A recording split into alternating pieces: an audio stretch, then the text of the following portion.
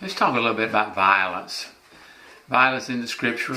I had a conversation with a friend regarding violence, and I won't try to characterize how they feel about it, but I just want to talk about this a little bit. How does God feel about violence? Now, violence can come in many forms. I mean, if you were talking about violence of actually killing someone or just a fight. Jesus changed a couple of things in the law that would be considered violent acts. Ultimately were eye for an eye and a tooth for a tooth, and stoning, let's say, for an adultery. Well, literally, if you accidentally knock someone's tooth out or blinded them, well, then you would be blinded or have your tooth knocked out. And the law was very clear: if you were caught in adultery, that you'd be stoned. Well, see, Jesus stopped both of those things.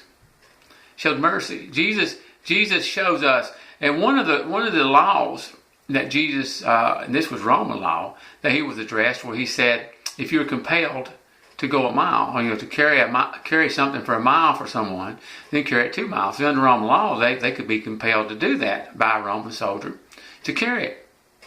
And Jesus said, if you're smitten on the cheek, turn the other cheek also. Well, it's hard to understand these things completely. The notion that someone can just come up and strike you and do that repeatedly. Well, frankly, I don't believe Jesus is making that point, that you have no right to defend yourself. That really wouldn't even make sense, that you have no right to defend yourself. Like in this nation, it is strictly against the law to take one's possessions, to rob, to steal, or to strike. That's against the law. It would be a violation of law. And to say that we have no right to defend ourselves. Now, we're looking at two different times. What Jesus was talking to, or who Jesus was talking to under Roman occupation, again about to carrying the object for a mile. So we have no such thing as that. We have no such thing as that. And we told Peter about taking up the sword. See, Peter was taking up the sword against the rulers of that time, and just like today, trying to take weapons up against the civil authority is never going to be a good idea.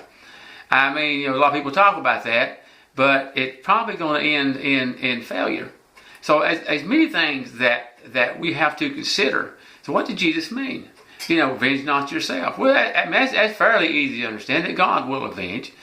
But does that mean you can't use the law to help you? Well, Paul certainly did. When the Jews wanted to kill Paul, he said, I'm not going to let you kill me. I appeal to Caesar. Now, if I had been worthy, if it had been worthy of death, fine. But nothing I have done is worthy of death.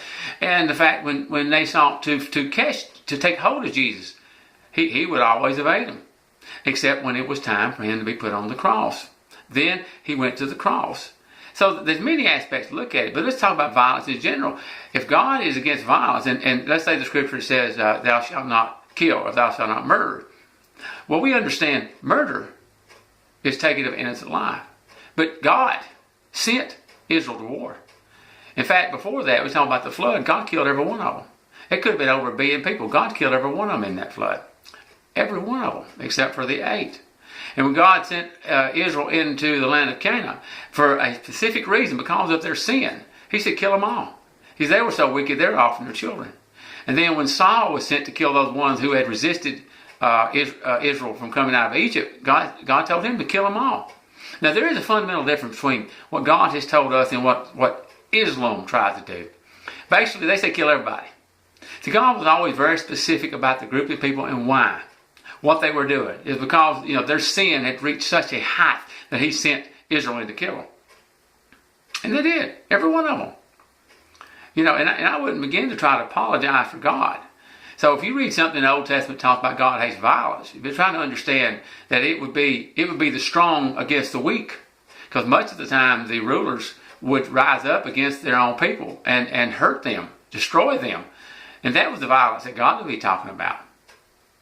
But when it comes to you coming after me to do great physical harm, or you come after my family or my friends with the notion that you are going to hurt them, possibly kill them, well, I'm going to stand against you. I'm going to stop you by all means possible. By all means possible.